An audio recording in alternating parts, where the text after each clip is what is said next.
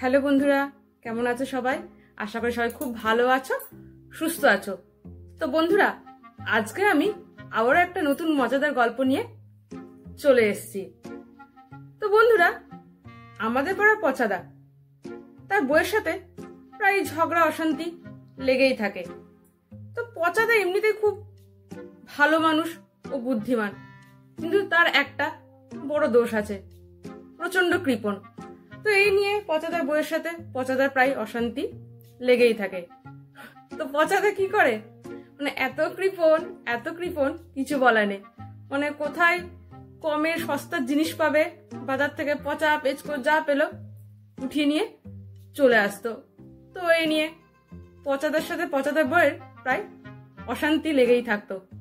তো একবার কি হয়েছে, তো পচাদা বাজার যেতে যেতে হঠাৎই খেয়াল করে যে একটা দোকানের সাইনবোর্ডে লেখা আছে কি, গ্রাহক যদি দোকান থেকে কোনো জিনিস নেয়, জিনিস কেনার সময় কোনো ইংরেজি শব্দ ব্যবহার না করে তাকে 25% ডিসকাউন্ট দেয়া হবে।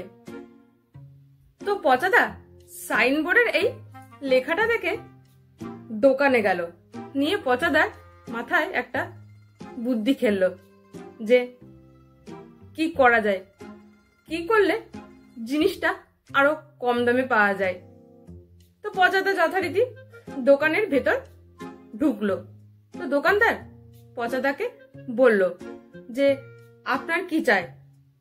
তো তখন পচাদা দোকানদারকে বলল, ভাই, দুখানা সূক্ষ্মাতি সূক্ষ্ম বিষাণু গমনাগমন নির্গমন অবরোধক মুখ্য অষ্টনাসিকাদি রক্ষার্থে কর্ণদায় কর্তৃক সমর্থিত বস্ত্রখণ্ড দিন। তো পচাদার এই কথা শুনে দোকানদার কিছুক্ষণ চুপ রইল।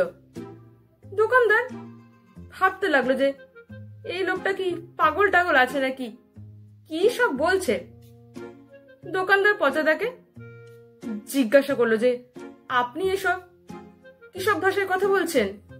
তো তখন পচাদা দোকানদারকে বলল, আপনি তো বাইরে সাইনবোর্ডে লিখে রেখেছেন যে কোনো ইংরেজি শব্দ ব্যবহার না করতে, তো আমি তো তাই করছি। তো এরপরেও আপনি বলছেন আমি কি সব কথা বলছি, মাথাটা মনে হয় আপনার খারাপ হয়ে গেছে।